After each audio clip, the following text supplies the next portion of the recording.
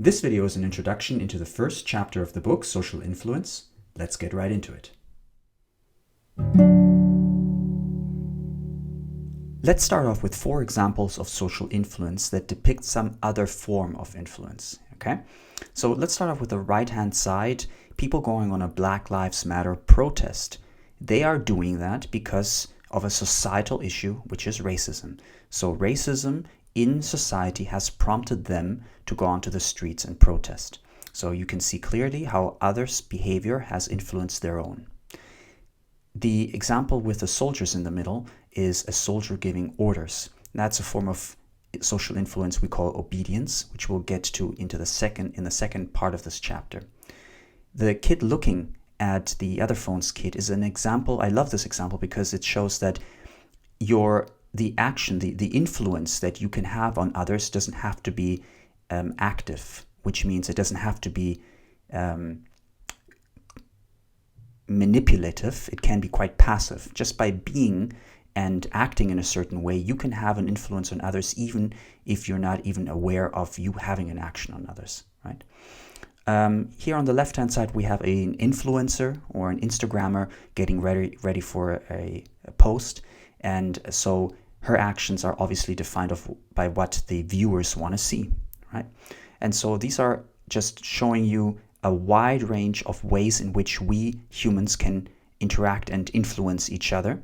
And we can not only influence the way we behave, but also the way we think and the way we feel. This is a short overview of the chapter. The big 2 chunks are the conformity, that's the yellow part, which we'll slowly go into now.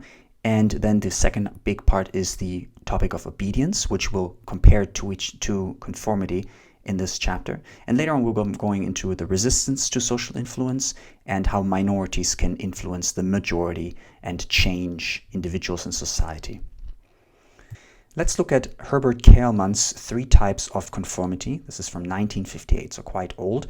And he has 3 types of conformity that he classifies on a spectrum from superficial conformity to deep conformity. And we're going to start with the most superficial one, and we're going to look at school uniforms, why we wear them.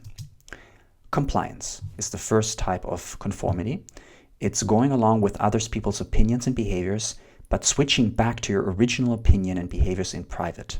Okay, so in the school context, wearing uniforms, you wear uniforms coming to school, but that's it, right? You don't feel anything about the uniform. You just do it because you have to do it, and when you come back home, you stop wearing them, obviously, right? Now let's look at how we can do conformity on a deeper level. So that's identification. Identification is when your behavior and your private values change in the group, so in school, but disappear outside the group. So you may say, I wear the uniform not just because I believe, because I have to, but because I believe it's the right thing to do. So for example, you believe that it's good that everyone's wearing the same thing, okay?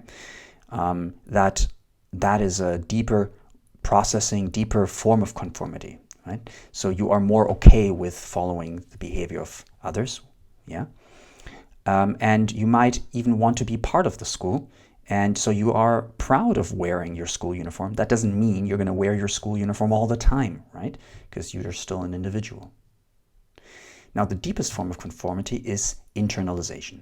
Now, what does that mean? So it's genuinely accepting the norms in public, but also in private. It doesn't mean that you're going to wear your uniform all the time. It means that you wear your school uniform because you believe in the purpose of the uniform. So one of the purposes of a uniform might be to make everyone equal in terms of financial income. So there might be rich and poor kids, but you can't tell from outside just from looking at them because they're all wearing the same school uniform. So you start internalizing the value of wearing school uniforms. And maybe one day, if you are a head teacher, you decide that your school should also implement school uniforms simply because you have a very internalized, deep understanding of why school uniforms might be a good thing, and that's a deeper form of conformity.